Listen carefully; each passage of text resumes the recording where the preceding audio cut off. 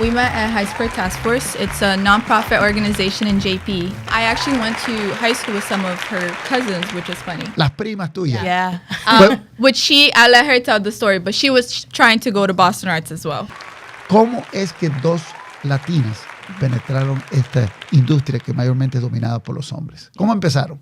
Empecé bien ya en middle school. Dije que eso era lo que yo quería hacer y break the industry. Like, I know that I can do this. No solamente tiene que ser los hombres. Y empecé ahí y estudié hasta llegar. Y la traje a ella conmigo. Nos vamos a juntar. We get a little emotional when people say renovation, right? Because there was so much more work. We basically took out like a third of the stadium and put another third back in. So it's not just the lighthouse. There was a lot else going into it as well. And we didn't stop events, right? So while we were doing construction, there were still all the Patriots game, all the concerts. The Career Start program is really interesting because your title stays project engineer, but you're basically doing different jobs, right? So when I started with Suffolk, I was in estimating for commercial projects. So when Suffolk put out a bid for a project, or we got an RFQ, so a request for a proposal, basically, we put the numbers together of how much that project's going to cost. Los assistant superintendent nos aseguramos que todo lo que fue diseñado se lleve a cabo en la zona de trabajo exactamente como de acuerdo a los planos, al contrato y a todo. Boston University Data Science, que fue uno de los que yo trabajé, uno de los grandes que cambió la línea de Boston.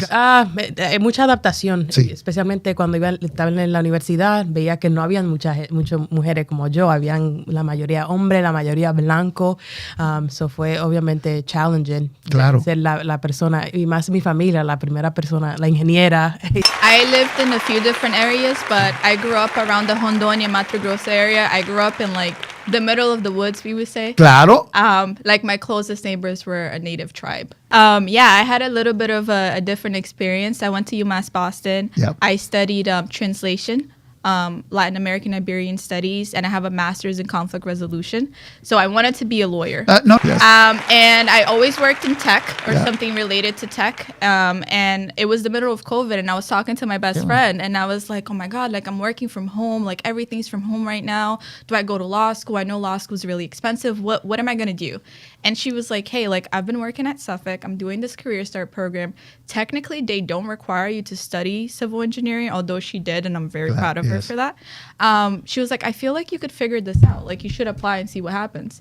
And it was a really big turning point for me because, like she said, representation really matters, right? And if you're not seeing someone that does something that you want to do, sometimes it's hard to like see that as an option for you. And when I saw that she was doing it, I was like, let's figure this out. Well, I applied for the program and I got the job and figuring it out now. It's been an interesting week. I think the most important thing is that diversity and inclusion, right? It's getting a lot better, but it's still not enough. We have a lot of work to do. Within the past few years, I think the numbers have doubled, if not tripled. But it's important to know, as like we're growing our careers alongside each other, tiene espacio para todos, right? And that's super important. And it's something that's really important for us too, as we see other younger girls. You never want to, as the immigrant mindset, right, push like medicine or law or engineering. But it's important for kids to know that there's an option. Claro. So as we're growing our careers, I think it's really important for us to find those opportunities to be mentorship and to be representation for other younger people that are coming in, to know that if this is something that you're interested in, you could do it. And we're doing it. ¡Excelente! Pero aún tienen que seguir con este cambio.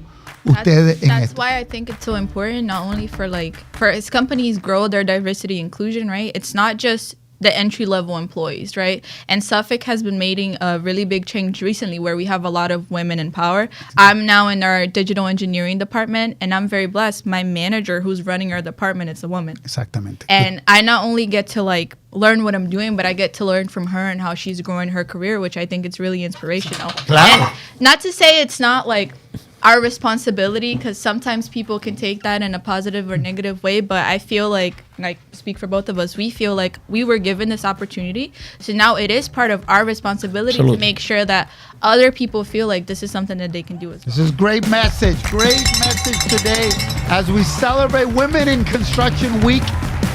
John Fish and Suffolk Construction have